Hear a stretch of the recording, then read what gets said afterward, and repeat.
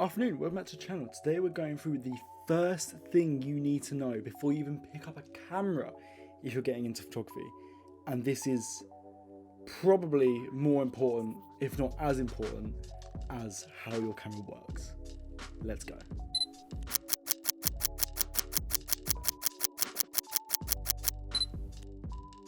Before we jump in, do me a favor, smash that like button. It really helps me out the algorithm and it gets this video out to other budding photographers that are new to this, wanting to get into it, trying to figure out how all this stuff works. Couldn't get my words out there. And if you're new here, or you keep finding yourself coming back, consider subscribing. Join the community, massively helps me out. And in exchange for you hitting a button, I will try and entertain you once to twice a week. How about that? Sound good? I think that's a pretty fair deal. So, I was not exaggerating in that introduction. If you're getting into photography, this is the most important thing that you need to know. This is what lets you run free with manual mode, and this is what really is the foundation of photography and using your camera the way you want to, instead of just letting it do it and you just pressing the button and it takes a photo and you let it do it. This is how you take a photo that you want and you achieve the look and style. I'm not over exaggerating. This is important stuff. So what the hell is this incredibly important thing that I'm talking about and I'm over exaggerating and hyping up so much? We are talking about the exposure triangle. So the exposure triangle is made up of 3 key settings within your camera: shutter speed, aperture, and ISO. You need to know how to use them and specifically how to balance them in order to get the image that you want. And the word balance there is key. If you adjust one of these settings, you need to adjust one or both of the other ones to compensate for the image in order to get a properly exposed image. But these settings don't just affect the exposure of your shot, they also affect the overall appearance and look. So they're important. Don't be scared. We're going to deep dive into it now. So in this video, we're going to go over a high level of what these settings are and how you can use them to work together. Over the coming weeks, I'm going to release separate videos on deep diving into each one and how you can use that to get looks and specific feels and images and how you can really use that setting at the most and maximize it. We're not going to do that in this video because otherwise this video is going to be like an hour long. We're going to split that up into other videos. This video is just going to be about what they are and how you can use them together to balance a shot. So don't forget to subscribe so you see the other videos. So aperture is a measure of how open or closed the iris of your lens is. This in turn affects how much light the lens is letting through and onto your sensor, therefore affecting how much light is in your image and how exposed it is. The higher number means your aperture is narrower, therefore letting in less light. So f22 is a really high number, therefore your iris is really narrow, it's really closed, less light is coming in. Now using this vintage lens as an example, right now we're on f16, that's the highest this one can go to, and as you can see, you can't see through it. You can see them in the middle, tiny little dot. That is your aperture. That's your aperture there. That's your iris of the lens. If I turn it, you can see it's getting bigger. That is f2.1. That is the widest this lens can go. So therefore, more light is able to come through that because it's a hell of a lot wider. And if I close it, less light can come through because it's narrower. Okay? So the higher the number, the less light can come in. The lower the number, the more light can come in. Now, obviously you're thinking, okay, well, I'm just going to shoot really wide, and that means that more light can come in and my images can be well exposed. The trade-off, all of these settings have a trade-off. The trade-off with aperture is the wider your aperture, the shallower your depth of field is. This is something we'll really deep dive in this on the separate video about aperture that I'm going to create. But it basically means your field of view is basically how much of your image is in focus. So if you open it up to 2.1, my nose to my ear will be in focus, everything behind and everything in front will be out of focus. If I then crank it up to f16, the whole image is going to be in focus. So if you want the whole image in focus, you need a higher aperture, therefore letting in less light, so you'll need to compensate with the other settings to make up for that. Okay? This should start to make sense as we deep dive into the other settings as well, so bear with me. The next one is shutter speed. Now shutter speed determines how long your camera's shutter is open for letting light in. The longer it's open, obviously the more light's coming in, the more exposed or overexposed your image will start to be.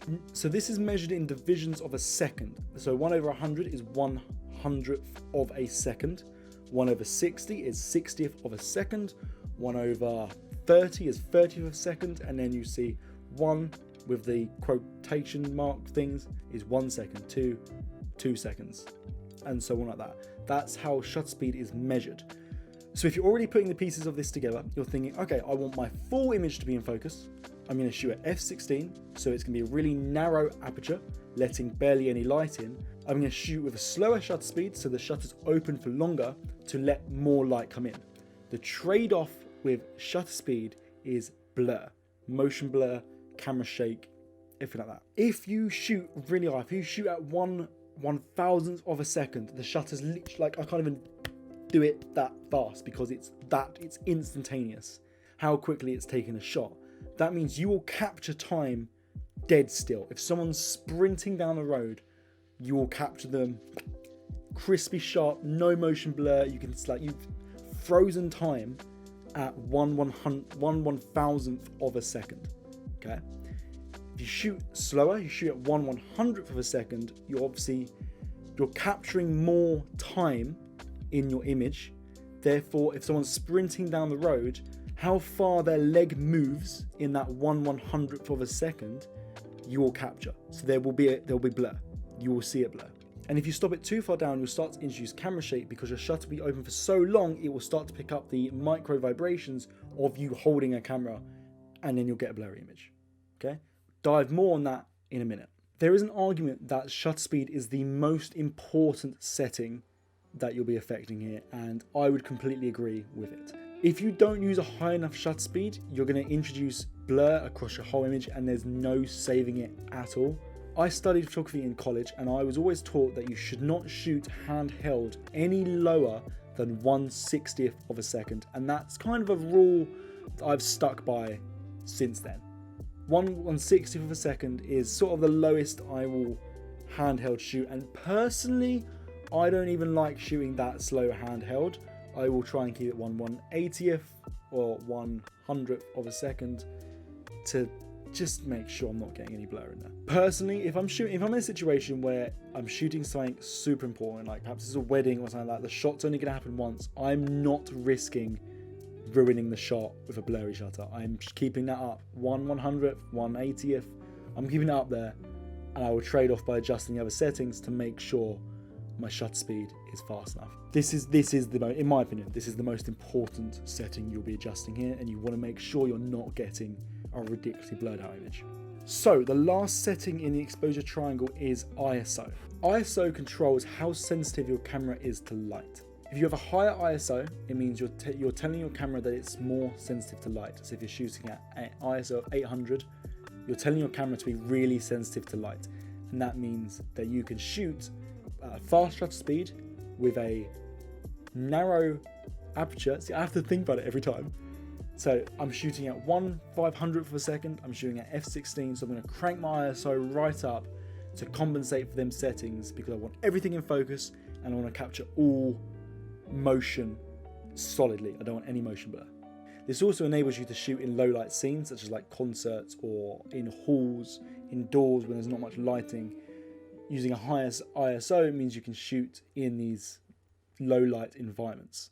Now, as I say, there's a trade-off with all of these settings.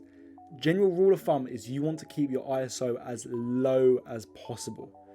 Most cameras, the lowest they can do is 100, as an ISO of 100. Mirrorless cameras, I don't know if they do it in DSLR cameras. I know mirrorless cameras like my Sony can drop down to 64 or 50 ISO.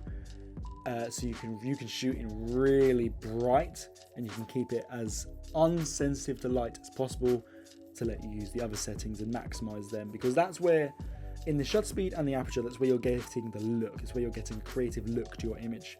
ISO is just really affecting how sensitive it is to light. But the trade-off is the higher your ISO, the more noise you are introducing to your image. A way I try and explain noise within an image with your ISO is rain on a car window. You crank ISO up to...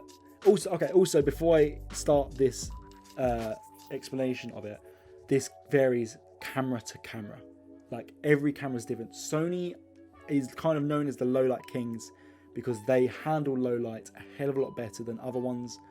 My Nikon, I'm not one of these photographers that's like, oh, Nikon's crap, but wasn't the best in low light from my experience. It wasn't. I had entry to intermediate level Nikon's DSLRs. They weren't the best at low light. Their mirrorless cameras may be better, but yeah. So I'm just going to use ISO numbers here as examples. This is not set rule of thumb, but for example, let's say I put my ISO 400. Compare that to it's spitting outside. You've got a few raindrops on your windscreen. Doesn't bother you. It's not a pain. They're just there. Okay. Crank up to 800. Starting to rain a bit heavier. You've got more raindrops all over your windscreen. Crank it up to 12,800 ISO. It's pouring with rain. You're having to clean it off. It's just covering your image. It doesn't look good. That's how I kind of explain noise with ISO. The lower your ISO, also, oh yeah, I've even got the beginning one. ISO 100, sunny day, ain't no rain, doesn't matter at all.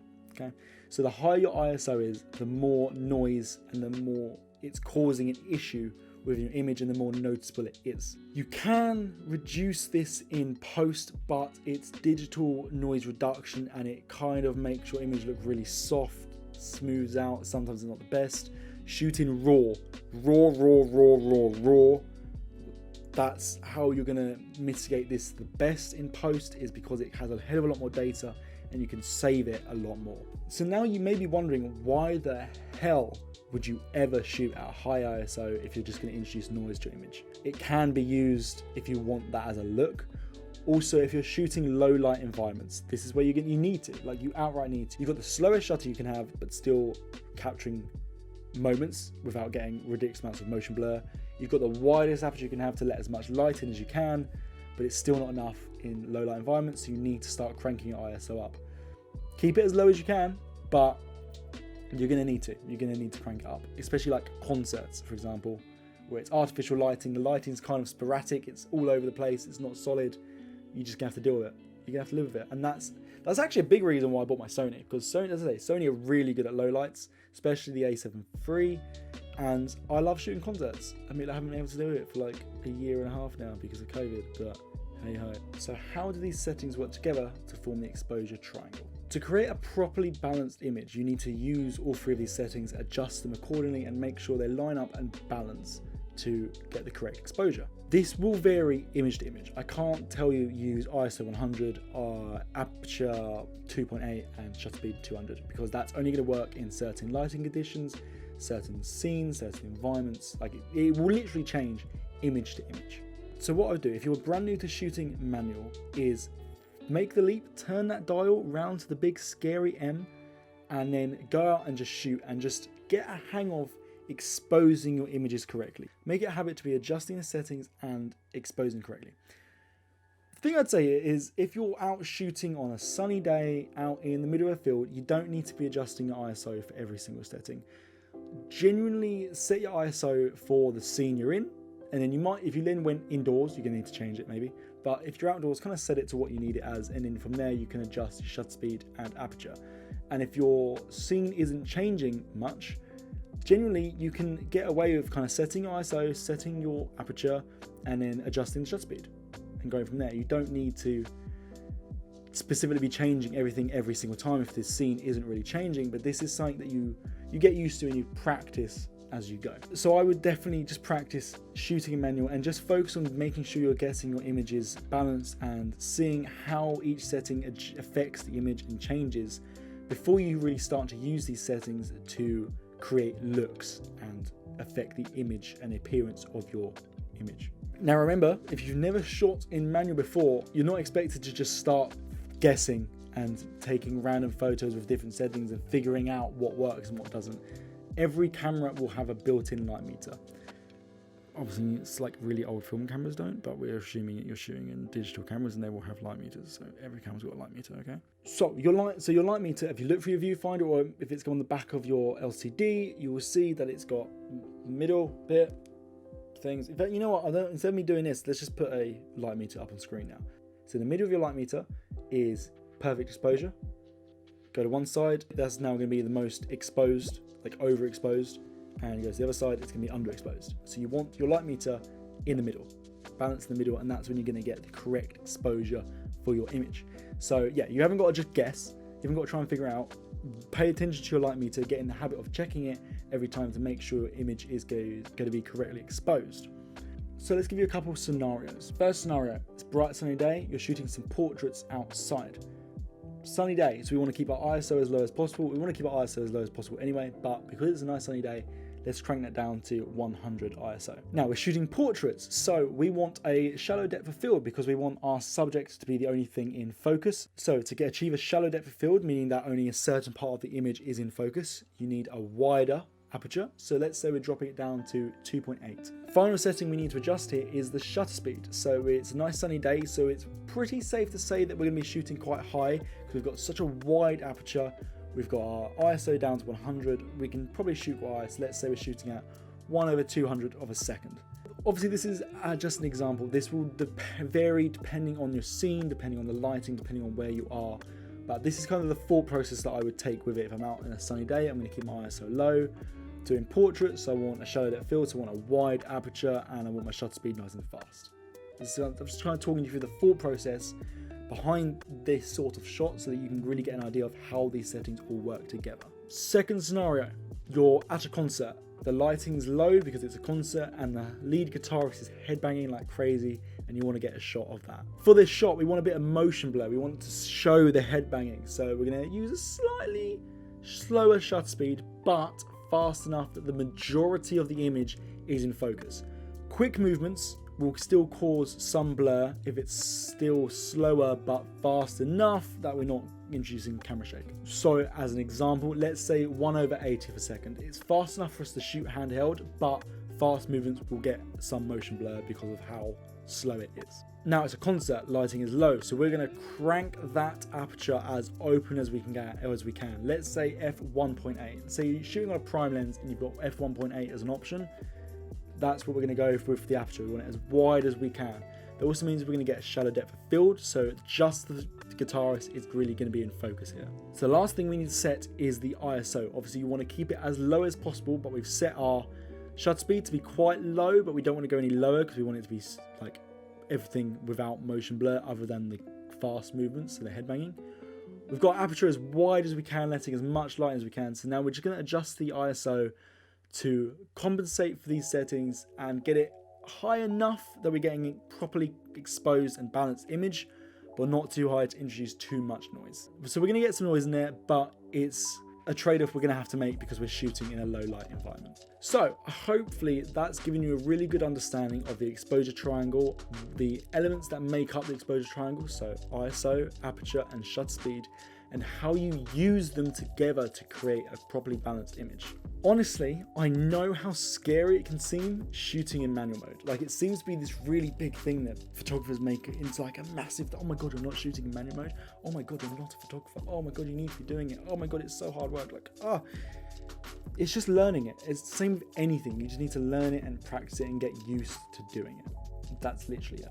So, to get used to it, flick over to the big scary M on top of your camera dial and start shooting in manual mode. If you feel like you're ready to start using these settings specifically to create looks in your images, hit the subscribe button.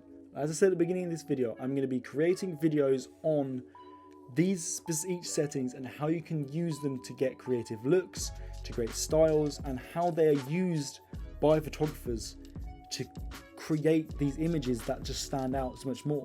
So that's all for me. If you learned something, you found it interesting, found it funny, found anything, please drop a thumbs up down below. It massively helps me out. And as I said at the beginning, as I said at the beginning, this will help this video get out to other photographers that are budding, that are new to this, that are trying to figure out this.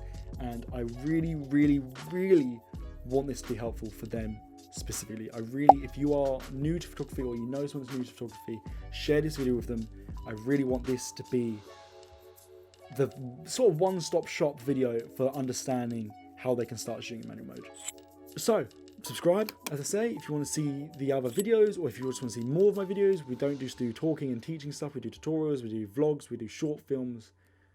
Join the community. I'm going to stop rambling now. Like, subscribe, comment, all the other stuff that you're supposed to do. I'll see you in the next video. Don't forget to take the shot. Peace. I have no idea what that was. I just don't know. I don't know what that was. See you later.